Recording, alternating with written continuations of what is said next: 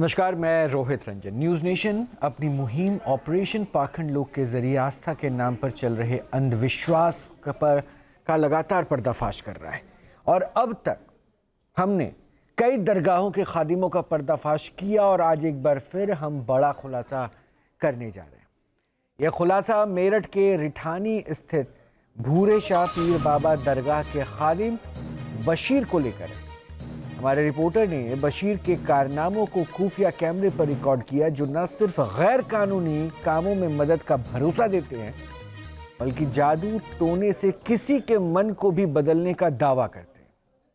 हमारे साथ हमारे रिपोर्टर अनिल यादव भी मौजूद हैं, जिन्होंने अपने सहयोगी वीरेंद्र वशिष्ठ के साथ मिलकर इस सच को उजागर करने का काम किया है। अनिल से जानेंगे सारी बातें, लेकिन उससे पहले बशीर मियां पर यह पहली रिपोर्ट हम आपको दिखाते हैं।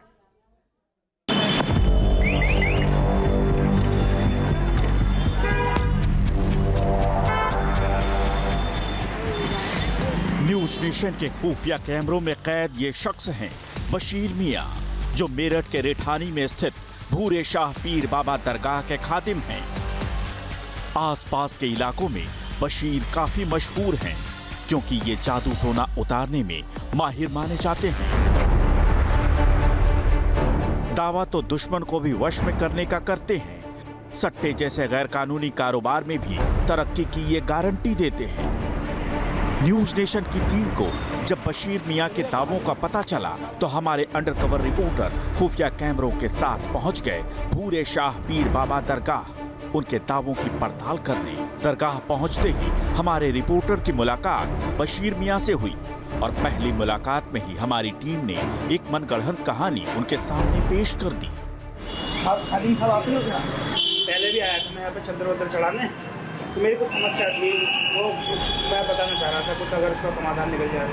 है क्या कि देखो, मैंने पहले भी कहीं इलाज कराया था, तो वहाँ पे मेरे 50-60 हज़ार रुपये खर्च हो गए थे। पैसे देने की कोई बात नहीं, खर्चा कितना भी हुआ। बात यह है कि मेरा काम था वो मतलब अच्छा खासा चल रहा था। पिछले 6 महीनों में करीब 70 से 80 हज़ार रुपये का लाख रुपये का नुकसान हो गया।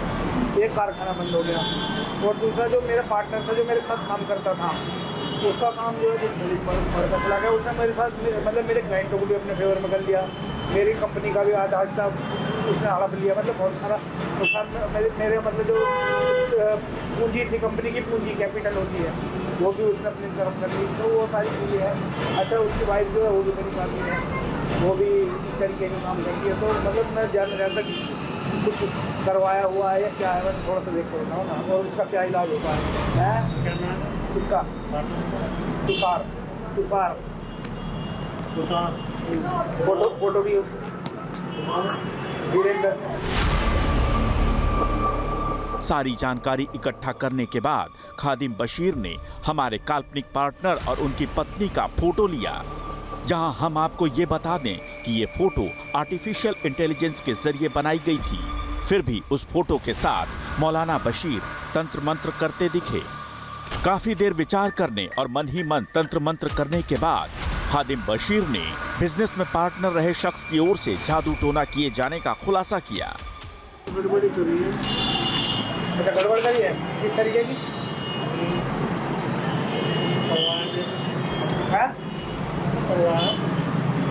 करवाया हुआ है? क्या करवाया?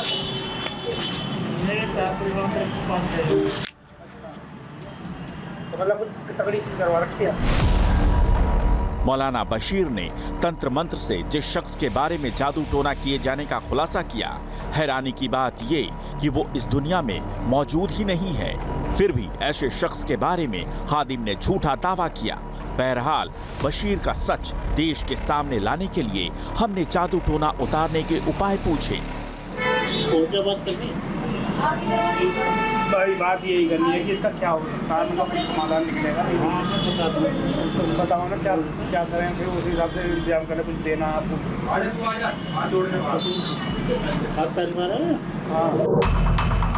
चूंकि दरगाह के खादिम बशीर से मिलने वालों का आना जाना लगातार जारी था, वो झाड़ू से झाड़ फूंक में लगे थे। इसलिए हमारी टीम ने उनसे गाड़ी में चलकर बात करने की गुजारिश की। हालांकि बशीर मियां ने ऐसा करने से मना कर दिया और अगले दिन आने को कहा। मैं कहूँगा 5-10 मिनट को फ्री होकर बात कर लो।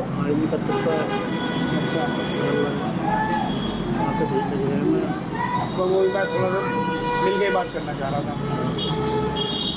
या घंटे 2 घंटे में आ जाऊँ तो शाम तक रहेगी। अच्छा, वैसे ज़्यादा टाइम नहीं लगेगा, वो गाड़ी बाहर ही खड़ी है, 10 मिनट गाड़ी में बशीर भैया को देख लियो। तक कल आ जाऊँगा। हर कोई आज आपके पास इसलिए आया क्योंकि आपका नाम है बड़ा। 10 मिनट का समय दे, 10 मिनट का आयो, बस यही सामने गाड़ी ये बात कर लो। हाँ, ये बात कर लो। यहाँ दर्शन में हो नहीं पाने की, यहाँ बहुत लोग आ जा रहे हैं आज। जब हमारी टीम ने देखा कि बशीर किसी भी हाल में दरगाह से बाहर जाने को राजी नहीं थे, तो हमारे रिपोर्टर ने उनका सच दरगाह के अंदर ही खुफिया कैमरे में कैद करना जारी रखा। क्या सचमुच बशीर मियां ताबीज से वशीकरण करते हैं, और क्या सट्टे के काम में तरक्की दिलाने का उनके पास है अचूक उपाय? इन पर बड़ा खुलासा होना बाकी है। तो अभी तो अब जैसे जैसे आगे बढ़ेंगे बहुत सारी तस्वीरें साफ होंगी, क्योंकि मेरठ के भूरे शाह पीर बाबा दरगाह के खादिम बशीर ने खुफिया कैमरे पर जो बातें कही, एक बार फिर से मैं उसको दोहरा देता हूँ। जब हमारे रिपोर्टर ने कारोबार में नुकसान की मनगढ़ंत कहानी सुनाई, तो खादिम ने दावा किया कि बिजनेस पार्टनर और उसकी पत्नी ने गड़बड़ी की है, यानी दोनों ने जादू टोना करवाया है। लेकिन बशीर ने यह भी दावा किया कि उनके पास इस जादू टोने का समाधान है। अब सोचिए, समाधान है। अब उनके पास अगर समाधान था तो पहले ये तो समझ जाते कि जादू टोना हुआ है या नहीं हुआ, क्योंकि कहानी तो काल्पनिक थी। लेकिन फिर भी इन्होंने कहा कि जादू टोना हुआ है, ये इन्होंने कहा, और उसका समाधान है। मैं अपने सहयोगी अनिल के पास चलूँगा और अनिल से ही ज़रा समझने की कोशिश करूँगा कि हमें यहाँ तक पहुँचने की ज़रूरत क्यों पड़ी। लेकिन उससे पहले मैं अपने मेहमानों से भी मिलवा दूँ जो हमारे साथ आज पैनल में हैं। हमारे साथ फैज़ खान साहब हैं, इस्लामिक स्कॉलर हैं, यति चेतनानंद जी हैं, हिंदू धर्माचार्य हैं। तो आप दोनों का बहुत बहुत स्वागत है। अनिल, अब शुरुआत करते हैं, इस कड़ी के पीछे आप क्यों लगे? रोहित, ये मेरठ में जब हम घुसते हैं ना, बिल्कुल मेन रोड पर ये दरगाह है, और इस दरगाह पर हम बुधवार को पहुंचे थे। अगर इस दरगाह पर आप अगर वीरवार को चले गए ना, थर्सडे को, तो 100-200 लोगों की लाइन लगी रहती है। और 100-200 महिलाएं अपने बच्चों को ज्यादातर ये झाड़ा लगाते हैं और ऊपरी झाड़ फूक करते हैं और कई चीजों का, कई बीमारियों का इलाज करते हैं। हम जब मुजफ्फरनगर की तरफ जा रहे थे एक दिन, तो हमें किसी ने रास्ते में बताया था कि हमने किसी दरगाह का पता पूछा था, तो हम गलती से इस दरगाह पर चले गए थे। लेकिन वहां भीड़ इतनी थी कि हम इनसे मिल नहीं पाए। तो हमने एक दिन प्लान किया था कि वीरेंद्र जी और मैंने कि हम यहाँ पे जरूर आएंगे, एक दिन देखेंगे जरूर सच्चाई क्या है। और इसमें मेरी एक बार भी आवाज़ इसलिए नहीं आएगी क्योंकि मैं बाहर गाड़ी में बैठा हुआ था। गाड़ी में इसलिए बैठा हुआ था कि इनके 10-15 लोग हर वक्त, हम इसलिए इन्हें गाड़ी तक लाना चाहते थे। मैं बीच बीच में अपने वीरेंद्र सहयोगी से कह रहा था कि इन्हें ना किसी तरह गाड़ी में ले आइए, क्योंकि वहाँ ज़रा सा भी कुछ होने का मतलब था अपनी जान पे बनाना। क्योंकि इनके आसपास, इसलिए हमने तय किया मैं गाड़ी के आसपास रहूँगा, जरा सी कोई बात हो ताकि हम पब्लिक को किसी भी तरीके से कोई हेल्प, सहायता ले सकें, इसलिए मंदिर है। ऑफ द रिकॉर्ड तो इन्होंने मुझसे कई बातें करी, तब हम पहले इनसे बातें करी। ये सोचिए रोहित, और दर्शकों को भी सोचना होगा, एक फोटो जो AI जनरेटेड है, जिसे हम अपने सिस्टम से निकालते हैं, उस फोटो को पहली नजर में इन्होंने देख के बता दिया कि इन्होंने आपके ऊपर कुछ किया हुआ है। इनके पास महीने में हजारों लोग आते हैं। जो लोग मेरठ के और मेरठ के आसपास के एरिया के हैं, वो भली भांति इसको जानते होंगे, इस दरगाह को जानते होंगे। और सोचिए, वो झाड़ू से झाड़ा लगाते हैं, वो झाड़ू से लेते हैं, वो तीले वाला झाड़ू, उससे झाड़ा लगाते हैं। छोटा हो, बच्चा हो, बड़ा हो, वो झाड़ू उल्टा करते हैं और इतनी तेज मारते हैं, छोटे बच्चे को तो लगती भी होगी, लेकिन बच्चा रो के बता नहीं सकता, और रोएगा भी तो बता देंगे कि ये जो ऊपरी था वो असर छोड़ रहा तो बाहर उतर रहा। मैंने अपने सहयोगी से कहा भी था, यार इतनी तेज झाड़ू मारता है 1-1 साल दूध मुँहे बच्चों पे, कि दर्द भी होता होगा, लेकिन वो बच्चा जब रोता है तो खादिम साहब हमारे सामने बता रहे थे कि इसके से ऊपर से निकल रहा है, जो भी साया था वो निकल रहा है, इसलिए रो रहे हैं। रोहित, सोचने वाली बात ये है, अभी आप आगे वीडियोस में देखेंगे भी, जो बिल्कुल मेन शहर में बैठे हैं और वहाँ पे पढ़ी लिखी आबादी भी आसपास है, बहुत घनी आबादी का क्षेत्र है वो, जो मेरठ का ये एरिया है, रिठानी एरिया। सोचिए, हजारों लोग वहाँ आते हैं, बिना देखे बिना सोचे समझे। सबसे एक बात कह देना अनिल, एक पॉइंट मैं जरा आपसे समझ लूँ, उसके बाद मैं फैज़ भाई के पास जाऊँगा। अनिल, क्या समझ में आया? वो आस्था, देखिए आस्था तो बहुत अलग किस्म हो गया, मतलब एक अलग विषय हो गया। लेकिन अगर यहाँ हजारों की भीड़, आप बार बार इसको पॉइंट आउट कर रहे हैं, तो मैं यही समझ रहा था कि आस्था के नाम पे पाखंड का खेल चल रहा था और लोग शायद गुमराह थे, लोगों को एहसास ही नहीं हो पाया। क्योंकि कई वर्षों से ये दरगाह है ना वहाँ पे। तो देखिए रोहित, ये न्यूज़ नेशन ने जो बीड़ा उठाया है ना, ये समाज सेवा जिस तरीके से सैनिक बॉर्डर पर करते हैं उसी तरीके से ये भी एक समाज सेवा है। समाज को जागरूक करना ही समाज सेवा है। ये जब लोग देखेंगे ना इस खादिम की हरकतें, उस दरगाह पर आस्था है या नहीं है लोगों की मैं नहीं कह सकता, बहुत लोगों की तो आस्था है उस पर, हमारी भी आस्था है हर दरगाह पर। हम जो वहाँ पर ऐसे पहरेदार बन के बैठे हैं ना, ये खादिम बशीर नाम के पहरेदार बन के बैठे हैं जो लोगों को लूट रहे हैं, पैसों के लालच में बिल्कुल अंधे हो चुके हैं, इतने अंधे हो चुके हैं कि वो जुए, सट्टे, जादू, टोटका सब कुछ जायज़ है, सब वाजिब है इनके लिए, सिर्फ पैसे चाहिए उनको।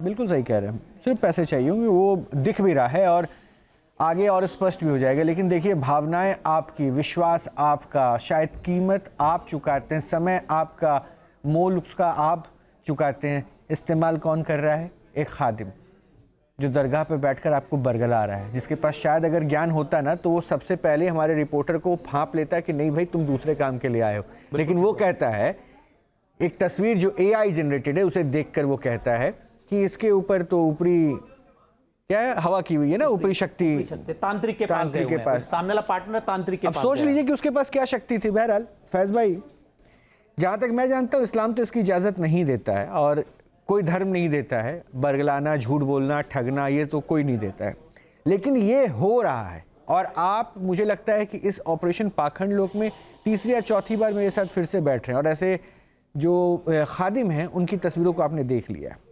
अगर इसकी इजाज़त कोई धर्म नहीं देता, पर्टिकुलर इस्लाम तो बिल्कुल नहीं देता, जहाँ सट्टेबाजी इन सबको हराम मानता है, लेकिन फिर भी हो रहा है, तो इस्लाम के जो पहरेदार हैं, जो इस्लाम के आवाज़ को बुलंद करते हैं, जो उसकी पहचान के लिए जैसे आप लोग हैं हमेशा मुखर रहते हैं, वो ये देखकर खामोश क्यों हैं? बिस्मिल्लाहिर्रहमानिर्रहीम, रब्बिश रहली सदरी व यस्सिर ली अमरी वहलुल उक़दतन मिन लिसानी यफ़क़हू क़ौली।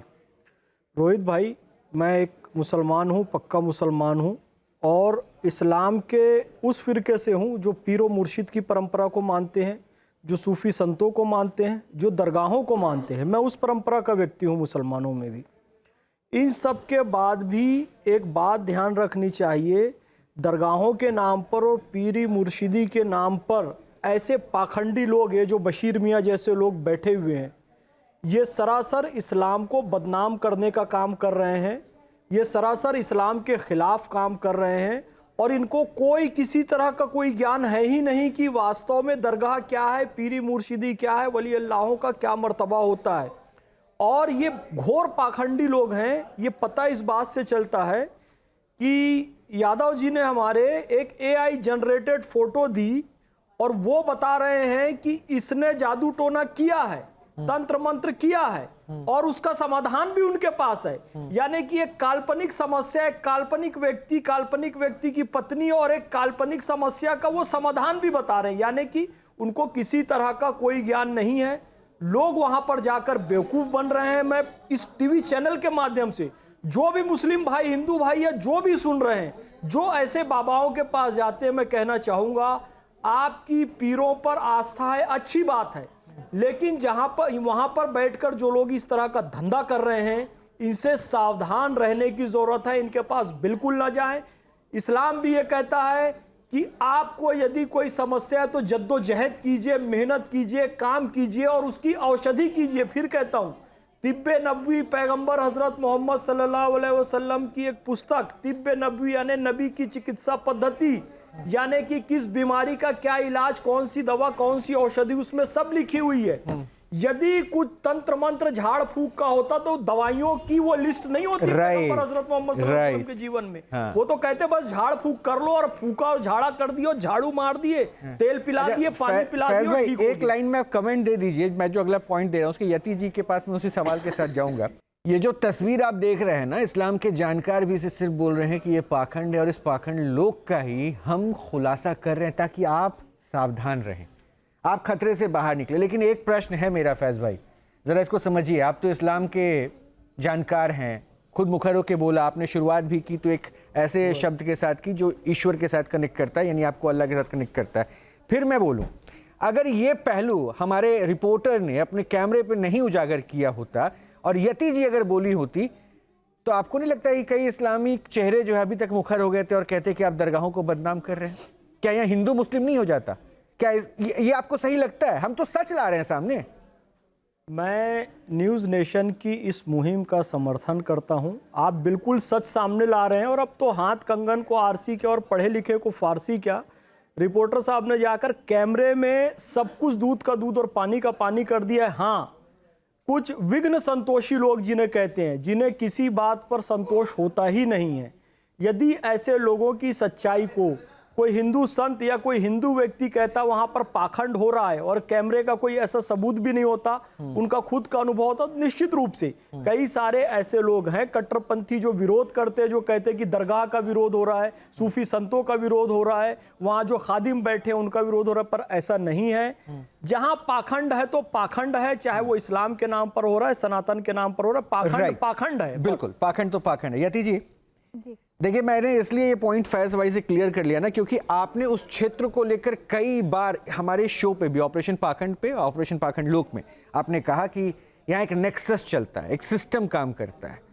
अब ये सिस्टम अगर काम कर रहा है, जो तस्वीरें हम देख रहे हैं, तो अब तो कम से कम आपकी बातों में दम दिख गया। अब आप क्या चाहती है? देखिए, मैं रोहित जी, ऐसे लोगों के खिलाफ कानूनी कार्रवाई होनी चाहिए, जेल के सलाखों के पीछे होने चाहिए। ये जो एरिया है, सबसे बड़ी बात यह है कि आपकी टीम का, अनिल यादव जी का वहाँ जाना, वशिष्ठ जी का वहाँ जाना खतरे से खाली नहीं था, क्योंकि ये सारा एरिया ऐसी जगह पे है जहाँ इनके लोग लगातार सड़कों पे घूमते रहते हैं, घनी आबादी का क्षेत्र है। अगर ये लोग वहाँ से जान बचाकर, अभी अनिल जी तो कह रहे थे कि मैं जो है सेफ हैंड पे था, लेकिन फैक्ट ये है कि वहाँ सेफ हैंड कुछ है ही नहीं। अगर वहाँ इनकी सच्चाई उजागर हो जाती तो शायद ये जीवित नहीं लौटते, क्योंकि ये लोग हीनियस लोग हैं और ये क्राइम को भी प्रमोट करते हैं।